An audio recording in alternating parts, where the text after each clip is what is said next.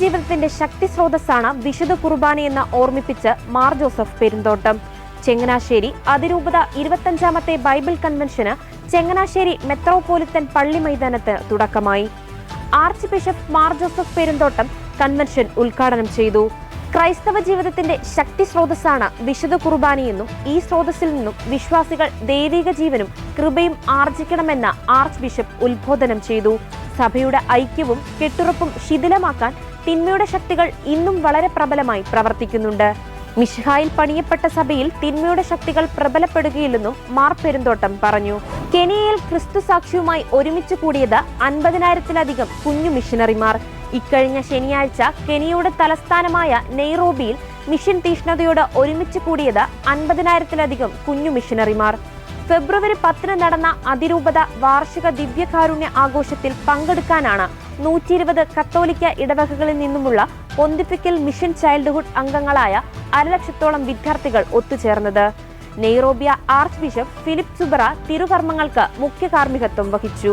ഇറ്റലിയുടെ തെക്കൻ നഗരമായ വെള്ളത്താൽ ചുറ്റപ്പെട്ട വെന്നീസിലേക്ക് ഏപ്രിൽ 28-ാം തീയതി അപ്പസ്തോലിക്ക യാത്ര നടത്താനൊരുങ്ങി ഫ്രാൻസിസ് പാപ്പ.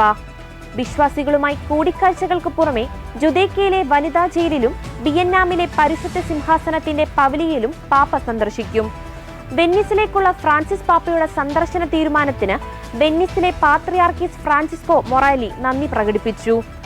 ഫ്രാൻസിസ് പാപ്പയുടെ വരവിനായി ആത്മീയമായും വ്യക്തിപരമായും ഒരു സമൂഹമെന്ന നിലയിൽ നമുക്ക് നന്നായി തയ്യാറാകണമെന്നും പാത്രിയാർക്കീസ് ഏവരോടും ആഹ്വാനം ചെയ്തു. 2015-ൽ ഇസ്ലാമിക് സ്റ്റേറ്റ് തീവ്രവാദികളാൽ കൊല ചെയ്യപ്പെട്ട് രക്തസാക്ഷികളായ 21 കോപ്റ്റിക് സഹോദരന്മാരുടെ സ്മരണാർത്ഥം ഇന്ന് വത്തിക്കാനിലെ പരിശുദ്ധ പത്രോസിന്റെ ബസിലിക്കയിൽ ഇറ്റാലിയൻ സമയം വൈകുന്നേരം 5 മണിക്ക് പ്രത്യേക എക്യുമെനിക്കൽ പ്രാർത്ഥനാ സമ്മേളനം നടന്നു. കോപ്റ്റിക് ഓർത്തഡോക്സ് സഭയിലെ അംഗങ്ങളായ ഇവരെ 2023 മെയ് 11-നാണ് ഫ്രാൻസിസ് പാപ്പ റോമൻ സഭയിൽ രക്തസാക്ഷിത്വ പട്ടികയിൽ ഉൾപ്പെടുത്തിയതായി പ്രഖ്യാപിച്ചത്. ഇന്ന് സെന്റ് പീറ്റേഴ്സ് ബസിലിക്കയിൽ നടന്ന എക്യുമെനിക്കൽ പരിപാടിയിൽ മാർപ്പാപ്പ പങ്കെടുക്കുമെന്ന് dicastery for promoting Christian unity നേരത്തെ അറിയിച്ചിരുന്നു. സാർവത്രിക സാഹോദര്യമാണ് ക്രൈസ്തവ ലക്ഷ്യമെന്നും ഫ്രാൻസിസ് പാപ്പ. ബ്രസീലിലെ മെത്രാൻ സമിതിയുടെ മേൽനോട്ടത്തിലും പ്രോത്സാഹനത്തിലും 60 വർഷങ്ങളായി പ്രവർത്തിക്കുന്ന ഐക്യദാർഢ്യ സംരംഭമായ സാഹോദര്യത്തിന് കൂട്ടായ്മയ്ക്ക് പരിശുദ്ധ പിതാവ് ഫ്രാൻസിസ് പാപ്പ കൈമാറിയ സന്ദേശത്തിലാണ് ഇങ്ങനെ പറഞ്ഞത്. നോമ്പുകാലത്ത് വിശ്വാസത്തെ ഒന്നിപ്പിക്കുന്ന പരിവർത്തനത്തിന്റെ ഒരു യാത്രയെന്നാണ് ഫ്രാൻസിസ് പാപ്പ ഈ സാഹോദര്യ കൂട്ടായ്മയെ തന്റെ സന്ദേശത്തിൽ വിശേഷിപ്പിച്ചത്. പരസ്പരം സഹോദരങ്ങളെന്ന നിലയിൽ സ്വർഗസ്ഥനായ പിതാവ് നമ്മെ തന്റെ മക്കളായി സ്വീകരിക്കുന്നു.